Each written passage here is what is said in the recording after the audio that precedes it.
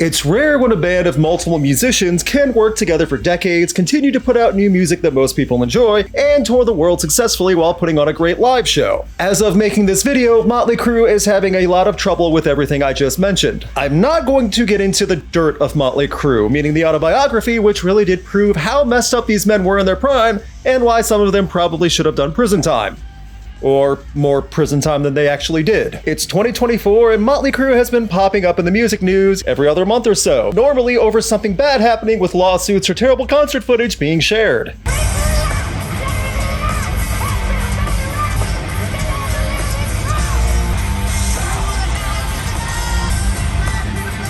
It's no longer just a legacy band reliving the hits, it's a group of men desperately trying to stay relevant with all the music world and Father Time trying to scream stop. I'm aware their concerts are still going to pack people in, especially overseas, but the die-hard glam rock and hair metal defenders who are still upset that rock is not represented by men like this, those fans are now starting to massively fade every time a new song from the Crue pops up and embarrasses everyone, or even a cover song of Motley trying to sound cool and failing.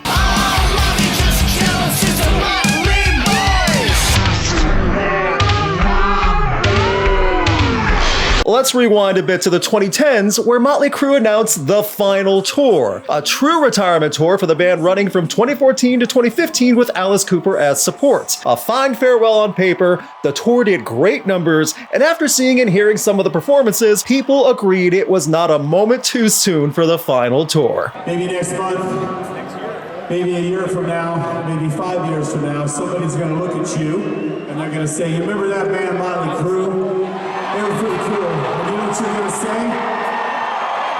Well, because I was at their last concert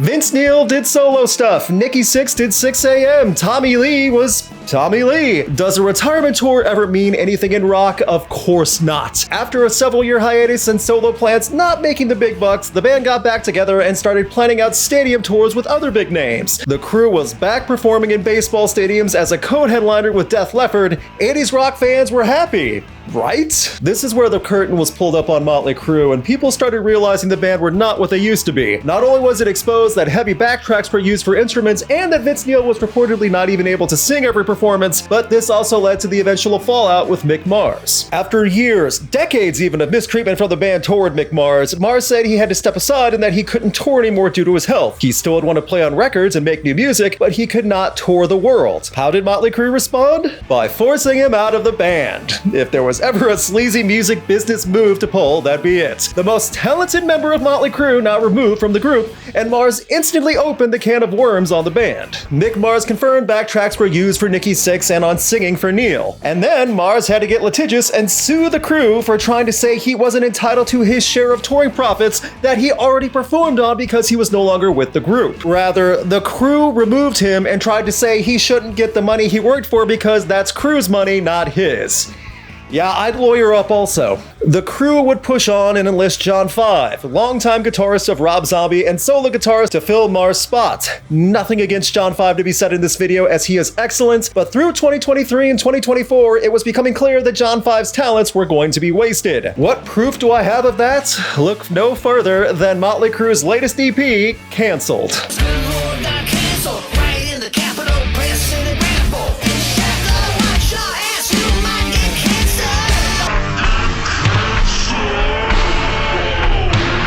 This is the worst EP of 2024, or at least as of October of this year. Motley Crue are working around Neil not being able to sing the high or long notes, the music is lousy and outdated, and the lyrics are the definition of absolute boomer cringe. Motley Crue complaining about the woke mob and people on the internet to stock riffs and a rock radio format. Motley Crue is going to continue touring despite this. When I saw Motley Crue in 2022, I was working the St. Louis show as a photographer for a radio station. On that night, Motley Crue closed out. Def Leppard was a blast, then followed up by what can only be described as a bunch of dads trying to convince over 40,000 people that they were still edgy and cool. Pole dancers, Vince Neil in a bathrobe, Sixx pretending to play. It was not great. Needless to say, people started leaving. Not just a few either. Many people started leaving early from a massive stadium show. This was a year after pandemic. Concerts were back, and even then, the audience said they'd rather beat traffic. So I made a poll over this past weekend without preempting or guiding, just a question. Should Motley Crue retire? The results are what you'd expect. Last I checked, with over 3,000 votes, 95% of people said yes, they should retire. That's getting close to being a unanimous decision, and that's brutal. The comment section also has some gems, to say the least, about Motley Crue's current situation. Not gonna agree with every comment here, but I think saying they have some gems is being polite. So I give my thoughts now on the question, should Motley Crue retire? My answer, if the current output sounds like canceled, their live shows sound horrendous, and they're getting sued by their former longtime guitarist, then yes, I think it's time for them to retire. I do not think Motley Crue's situation is going to get better by continuing to embarrass themselves on the road and putting out stereotypical divorced dad rock with a glaze of hair metal. Just when you think divorced dad rock couldn't get sadder. I get the band wants to keep making big money and reliving the glory days on stage, but with every show they perform and bad news story exposing how ugly everything is with their condition and all the behind the scenes stuff, they tarnished their legacy. That is saying something, considering Motley Crue's legacy had already been tarnished many times, what feels like at least once every decade. This is a group who is proud of never being canceled, so proud they made an EP with that idea. And all it did was prove they are proud to sound like a bar band consisting of mechanics who like to rock out at Applebee's, and that forces the restaurant guest at Applebee's to want to leave early. Also, do we need to send a rescue mission for John 5? Do you think he needs help and wants out? Or at the very least is hearing about how Rob Zombie's live touring is still doing well and that he's missing it? There's no way John 5 was coming into this situation with Motley Crue and was expecting to play so little. Just play the old hits live and contribute next to nothing on new music. That is awful. In the professional wrestling world, when a wrestler is way past their prime and just going through the motions to collect a paycheck and it's not fun to watch, some live audiences will chant, "Please retire."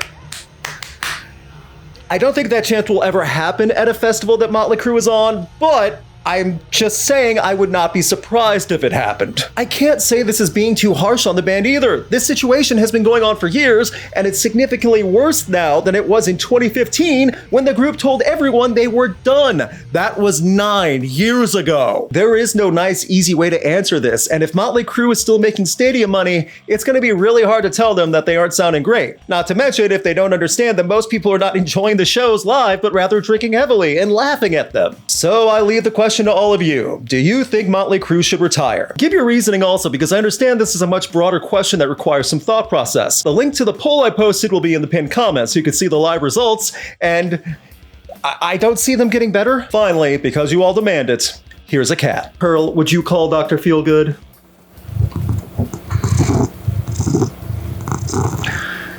He says he would not trust an unlicensed doctor like that. Fair enough. Well said, Pearl.